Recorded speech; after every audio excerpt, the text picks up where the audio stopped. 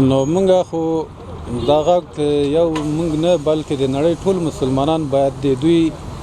د ژغورنې په خاطر باندې د دوی د نجات په خاطر باندې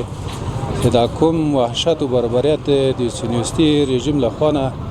د غزې په مسلمانانو باندې روان ده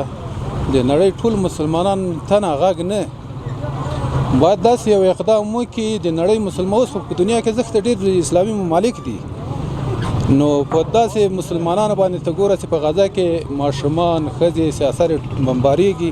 او د نړۍ ټول مسلمانان دومره بې غیرته شوي دي چې هېڅوک داسې نشي کولی دا جرات نشي کولی چې خپل اواز پورته کړي نړیوالې محکمې ته دا وړاندیز وکړي له نړیوالو دا غوښتنه وکړي که هیڅ نه وي په غزه کې خو بشر دوستانه هغه خو دې وساتي که هغه کفري نړۍ ده که مسلمانان دي باید ټول د غږ پورته کړي ځکه هلته یو وحشت روان ده هلته یو بربریت روان ده هلته سیاسر ماشومان دا ټول بمباریږي وژل کېږي بې رحمه بمبار ور باندې کېږي حتی موږ خبرېږو چې هغوی باندې اوس د دغه کفارو له طرف نه په دوی باندې غذایي مواد بند دي څوک نه ورته پرېږدي چې کومک ورسره وکړي نو اوس مسلمانانو ته دا لازم ده چې خپل اواز چې په څومره وس او طاقت وي هغه که لساني وي هغه که نور دغسې په بدني کومک وي باید د غزې مسلمانانو سره وسي ځکه د غزې مسلمانان په ټولو مسلمانانو باندې دا حق لري ځکه داسې یو حدیث هم راځي پیغمبر علیه الصلاة والسلام مبارک فرمایي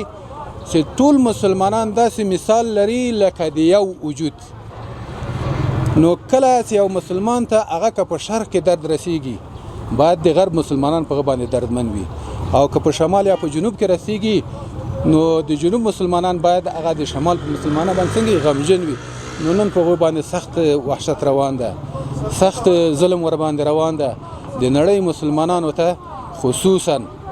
هغه مسلمانان چې واقعي ځان مسلمانان بولي لکه اوس عربي ممالک څومره ډېر ممالک دي خو دومره بې غیرتوبې کړی ده چې د دوی په څنګ کې مسلمانان د شپې او د ورځې جنازې د دوی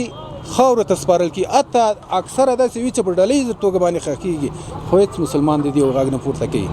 نو ټول مسلمانانو باندې دا لازم ده چې د دې غزې د مسلمانانو د نجات په خاطر باندې خپل اواز پورته کړي نو د مونږ چې څومره وس او توان وي که مالي کومک وي که لساني کومک وي که بدني کومک وي تر خپلې وسې به یې کوو ځکه الله په مونږ باندې دا فرض کړې ده چې مونږ به د مسلمانانو امداد او کومک کوو